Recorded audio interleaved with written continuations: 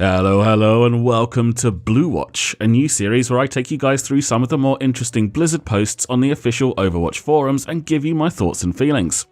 First up, Spectate Mode is on its way. This question has often been raised as to why there is a greyed out Spectate option when right-clicking on a friend in the social menu.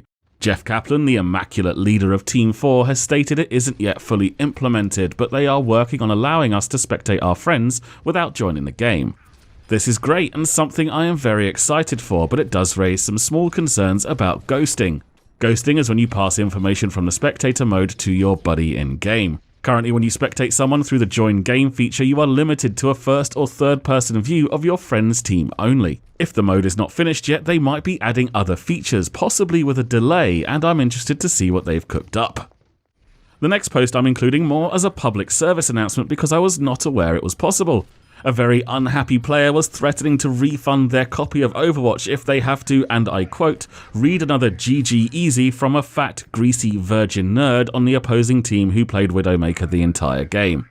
Firstly, I'd like to apologise for my Widowmaker play and admit that I am indeed a fat, greasy nerd, but I'll have you know I've had sex at least twice, so you have been grossly misinformed.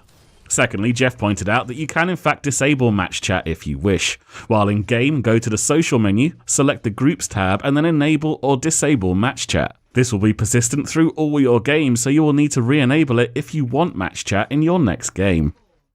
Next up, the ability to export your game highlights in video form is coming at some point. Kaplan has said currently the game archives a highlight from each of your last 5 games, but they are lost if you close the game and start it up again.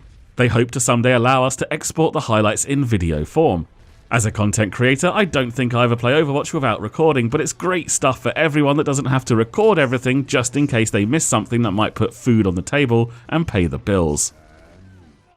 Okay, now let's get into the good stuff. Upcoming hero quality of life and balance changes.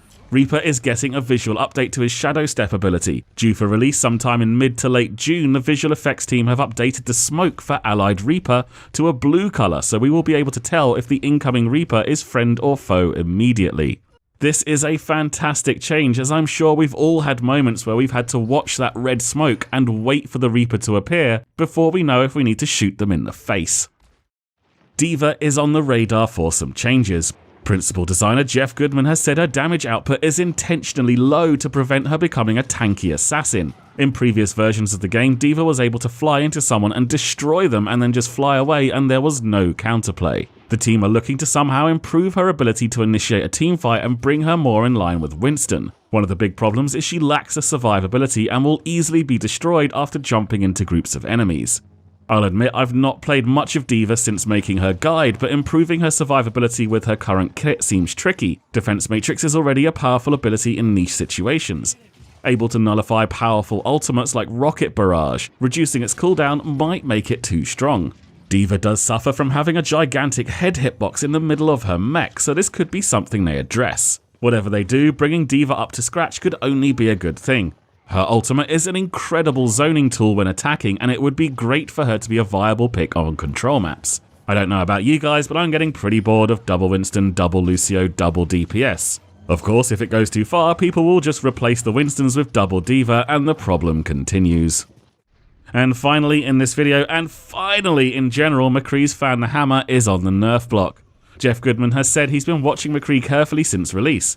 Although Flashbang Fan is an important tool against agile heroes like Tracer and Genji and big ultimates like Reaper's Death Blossom, he thinks there is too much power against high health tank heroes and their barriers. The Flashbang itself is unlikely to be touched. Jeff has stated this himself, and during the beta the Flashbang stun duration was buffed from 0.5 seconds to 0.7. The change was to make sure that if McCree landed a stun on a fast hero, there was enough time to take them out before they could escape with an ability.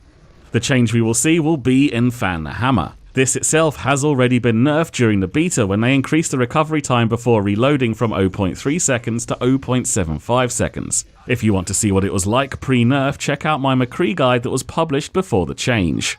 Obviously this nerf wasn't enough, and of course combat roll reloads the gun, so bursting down a tank with all abilities available is often not a problem. At the time they stated the nerf was to stop players using the right click as the default firing mode, but this clearly didn't do what they wanted. It will be interesting to see what they do. It may just be a straight up nerf to the damage output. Increasing the spread is an option too, and that will help against those McCrees that spam right click at medium range, but it doesn't do anything to help against his damage versus high health characters that tend to have very large hitboxes. Whatever they do, I will keep you guys posted, so be sure to keep watching this space for future Blue Post updates. I hope you found this video useful. As with all new series, please let me know in the comments if you'd like to see more of these going forward, and any improvements you might like to see. Take it easy, and I'll see you soon. Victory! Play of the game.